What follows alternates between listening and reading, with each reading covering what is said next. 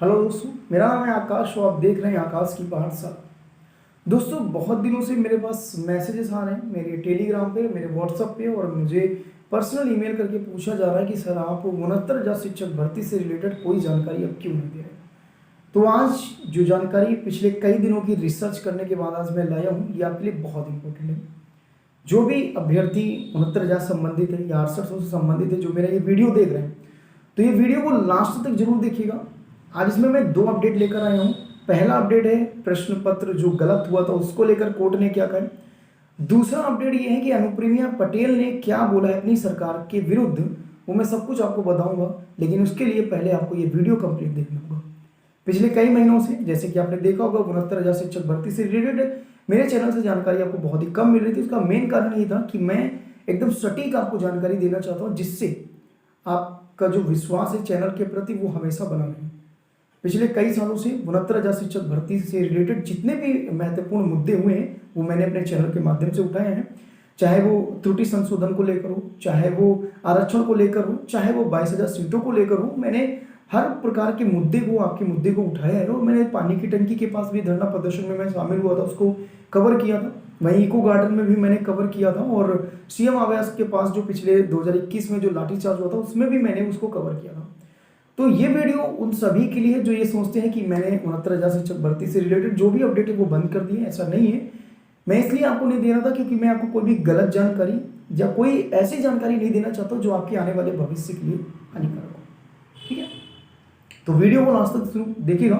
तो अब मैं आपको बताने वाला हूँ कि हाल ही में योगी सरकार पर क्यों हमलावर हो गई है मंत्री अनुप्रिया पटेल। ये मुद्दा पहली बार नहीं है, ये उन्होंने कई बार राष्ट्रीय मंच से उठा भी चुके हैं। उन्होंने साफ साफ अभी फिलहाल बहुत ही जल्दी उन्होंने कहा था कि जब विरोधी विरोध करते हैं तो चलता है, लेकिन जब अपने ही पार्टी के लोग इस पर सवाल उठाने लगे तब सवाल बनता है कि आखिर सरकार अभी तक क्यों सोई हुई है। पिछले कई महीनों से इको गार्डन पे बच्चे धरना प्रदर्शन कर रहे हैं, शांतिपूर्वक धरना प्रदर्शन कर रहे हैं आरक्षण को लेकर।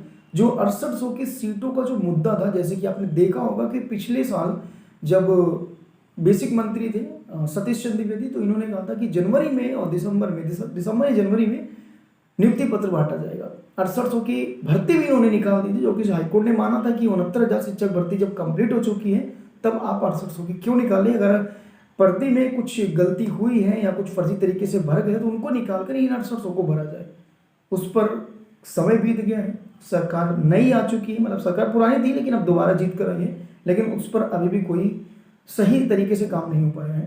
पिछले कई दिनों से धरना प्रदर्शन अभ्यर्थी कर रहे हैं और लगातार वो अपनी मांगे रख रहे हैं, उन पर लाठीचार्ज तक किया गया है, लेकिन सरकार अभी तक सोई हुई है। तो हाल ही में अपना दल सोनेलाल की राष्ट्रीय अध्यक्ष व केंद्रीय मंत्री अनुप्रिया पटेल ने अधिवेशन में 69,000 शिक्षक भर्ती के मामले में अपनी ही सरकार यानी कि यूपी सरकार पर हमला करते हुए दिखी है। उन्होंने ये भी कहा है कि शिक्षक भर्ती मामले में आरक्षण की अनियमितता को दूर करने का मुद्दा भी उठाया, और ये पहला मौका नहीं है जब इस मुद्दे पर वो बोली हो। इससे पहले भी इन्होंने ये मुद्दा उठाया था। तो ये तो थी आरक्षण को लेकर जो धरना प्रदर्शन चल रहा था उसके लिए उन्होंने बोला है। साथ ही मैं आपको ये भी बताना चाहूँगा कि अभी हाल ही में क्या हुआ है कि हाँ, ये रहा भर्ती में निर्णायक मोड़ पर एक प्रश्न था, यानी कि जब ये पेपर हुआ था कुछ प्रश्न पत्र थे, उसमें कुछ क्वेश्चंस को कुछ गलत किया गया था। तो क्या है पूरी अपडेट वो भी बता देता हूँ कि 69,000 शिक्षक भर्ती में एक गलत प्रश्न का विवाद निर्णायक मोड़ पर पहुंच चुका है। ये अपडेट है, मैं अपडेट की बात कर रहा हूँ, ये एकदम फैक्ट अपडेट मैं आपको दे रहा हूँ। इस मामले में सरकार की ओर से एक दायर स्पेशल अपील में सुप्रीम कोर्ट में 7 बार सुनवाई हो चुकी है। ध्यान दीजिएगा, 7 बार ये सुनवाई हो चुकी है और 9 नवंबर को फिर से एक डेट लगी हुई है इसी प्रश्न पत्र विवाद को लेकर। क्या है, 3 नवंबर को भी सुनवाई हुई थी और 7 नवंबर को इसमें एक शपथ पत्र दाखिल करने के लिए सुप्रीम कोर्ट ने कहा था। ऐसे अभ्यर्थियों को नियुक्ति दे करने का और रिक्त सीटों पर भरने का भी उन्होंने कहा था। अभ्यर्थियों की उम्मीद है कि उस दिन यानी कि 9 नवंबर को अंतिम फैसला आ जाएगा इस प्रश्न पत्र के विवाद को लेकर। 1,000 अभ्यर्थियों की सरकारी टीचरी मिल सकती है अगर ये चीज़ें फाइनल हो जाती हैं। और 6 जनवरी 2019 को ये आयोजित हुई थी शिक्षक भर्ती की परीक्षा, और इसमें जो रिजल्ट आया था इसमें संतुष्ट नहीं थे अभ्यर्थी। 6 प्रश्नों पर सुप्रीम हाई कोर्ट में चुनौती दी गई थी और इसमें से एक प्रश्न ऐसा था जिसके चारों विकल्प ही गलत थे। आप सोच सकते हो कि कितनी बड़ी लापरवाही हुई थी। और हाईकोर्ट ने 25 अगस्त 2021 को अपने एक आदेश में 5 प्रश्न पत्रों पर हस्तक्षेप करने से इनकार कर दिया था, लेकिन उन अभ्यर्थियों का परिणाम घोषित करने के आदेश भी दिए थे। ध्यान देने वाली बात भी है कि प्रश्न को हल करने की कोशिश की थी और चारों विकल्प गलत थे। शर्त यह थी कि ऐसे अभ्यर्थी ने कोर्ट में याचिका की हो और 1 नंबर से फेल हो रहे हो। ये सबसे बड़ा इन्होंने कहा था। प्रश्न पत्र क्या था वो भी मैं आपको बता रहा हूँ। प्रश्न संख्या 60 में पूछा गया था कि शैक्षिक प्रशासन उपयुक्त विद्यार्थियों की उपयुक्त शिक्षकों द्वारा समुचित शिक्षा प्राप्त करने योग्य बनता है, जिसमें वह उपलब्ध अधिक साधनों का उपयोग करके अपने प्रशिक्षण व सर्वोत्तम को पास करने में समर्थ हो। यह परिभाषा दी गई थी। इस प्रश्न के चारों विकल्प गलत थे। इसका सही जवाब था ग्राहम बेलफोर, लेकिन चयन बोर्ड ने विशेषज्ञों ने ग्राहम बेलफोर को सही नहीं माना था। ये चीज थी। और जो प्रश्न कुछ पूछे गए थे इस पर विवाद भी हुआ था। प्रश्न संख्या 1 के 60 में पूछा गया था, यानी कि कुल मिलाकर जो 5 प्रश्नों पर हस्तक्षेप करने को लिए तो हाईकोर्ट ने मना कर दिया था, लेकिन जो एक प्रश्न था जिसपे चारों ऑप्शन गलत थे उसको लेकर ये विवाद हुआ। तो ये जो अभी 9 नवंबर को डेट लगी हुई है, इस पर कई चीज़ें आपको देखने को मिल सकती हैं।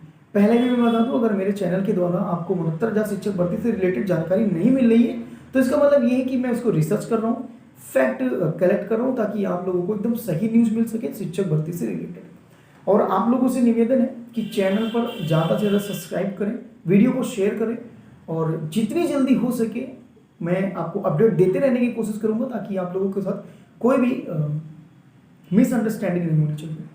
तो अभी तक अगर वीडियो आपको लेट मिला है तो उसके लिए मैं माफ़ी चाहता हूँ हमारी टीम की ओर से, मेरी तरफ से। और आप लोगों से विश्वास दिलाना चाहता हूँ कि 69,000 शिक्षक भर्ती से रिलेटेड जो भी छोटी जानकारी हो या बड़ी जानकारी हो, मैं इसको पूरा रिसर्च करके गहन अध्ययन करके तभी मैं आपको देता हूँ, ताकि आप लोगों को किसी प्रकार की दुविधा ना हो। तो ये तो थी 2 अपडेट्स, आपके लिए कैसी लगी कमेंट में हमें जरूर बताइएगा। नेक्स्ट वीडियो में अगर कोई अपडेट आता है 69,000 शिक्षक भर्ती से तो मैं आपको जरूर बताऊँगा। मिलेंगे नेक्स्ट वीडियो में। आज के लिए नहीं, तब तक के लिए धन्यवाद।